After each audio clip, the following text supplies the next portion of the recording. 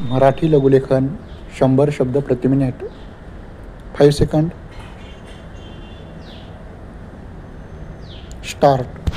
शेती हा भारतातील असा एक व्यवसाय आहे की जो जवळजवळ निम्म्यापेक्षा अधिक लोकांना रोजगार मिळवून देतो.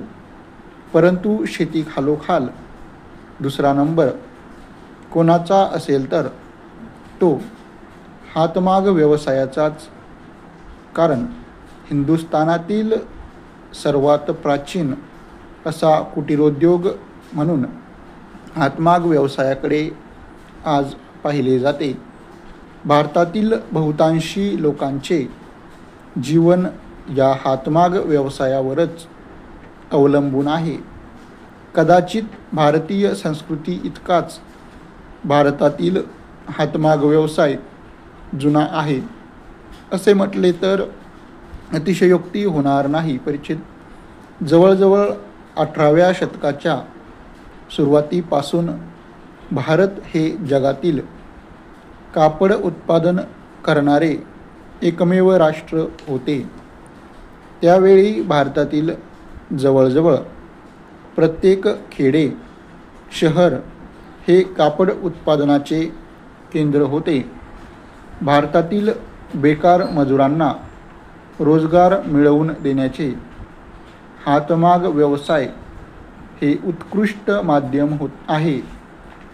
कारण विणकाम ही कला अवगत करण्यासाठी फारसा कालावधी लागत नाही. 2 किंवा 3 महिन्यात ट्रेनिंग घेऊन लोकांना या व्यवसायात काम मिळू शकते. पहिल्या पंचवार्षिक योजनेत हातमाग व्यवसायात म्हणावी अशी प्रगती झाली नव्हती.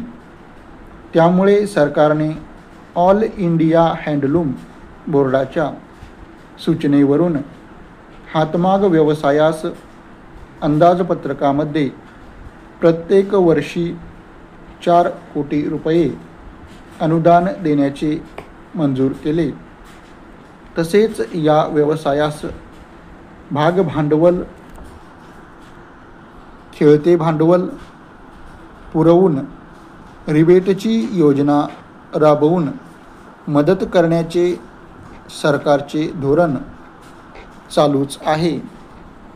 जेव्हा हातमाग व्यवसायाला संरक्षण देण्याची गरज वाटू लागली व लोकांनी देखील त्याबद्दल उठाव केला, तेव्हा सरकारने हातमाग, यंत्रमाग व सूतगिरणी यांच्यातील अडचणी सोडविण्यासाठी टेक्स्टाईल कमिटी स्थापन केली. परिच्छेद. हातमागावर तयार होणाऱ्या साडी, लुंगी, धोती या उत्पादनांना भारतातच नव्हे तर ब्रह्मदेश, पाकिस्तान, इंडोनेशिया आणि अतिपूर्वेकडील देशातही मोठ्या प्रमाणात मागणी असल्यामुळे आंतरराष्ट्रीय बाजारपेठेत हातमाग व्यवसायाला मुक्त प्रवेश मिळावा यासाठी सरकारने प्रयत्न केले आहेत. अशा प्रकारे हातमाग व्यवसायावर ग्रामीण अर्थव्यवस्था उभी आहे.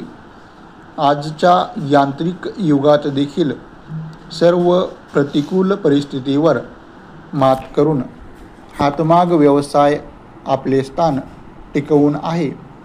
आजच्या परिस्थितीमध्ये भारतातील प्रत्येक नागरिकाने हातमाग कापडाचा वापर करून या व्यवसायाचे अस्तित्व टिकवून ठेवण्याचा प्रयत्न केला पाहिजे व ते त्याचे नागरिक या दृष्टीने आद्य कर्तव्य आहे.